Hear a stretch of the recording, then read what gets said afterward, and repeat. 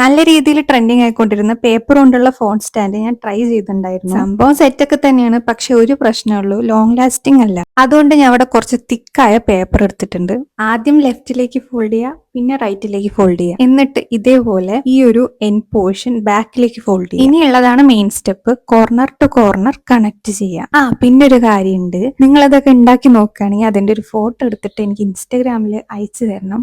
എന്റെ insta ID ബയോയിലുണ്ട്. ഫോട്ടോന്റെ ഒപ്പം പേരും ഒരു മെസ്സേജോ എന്തെങ്കിലും അയക്കുകയാണെങ്കിൽ ഞാൻ വീഡിയോയിൽ ആഡ് ചെയ്യാട്ടോ. മുന്നേ ഒക്കെ കമന്റ് ബോക്സിൽ പേര് പറയോ ചേച്ചി എന്ന് പറഞ്ഞ് കമന്റ് ഇടുമായിരുന്നു.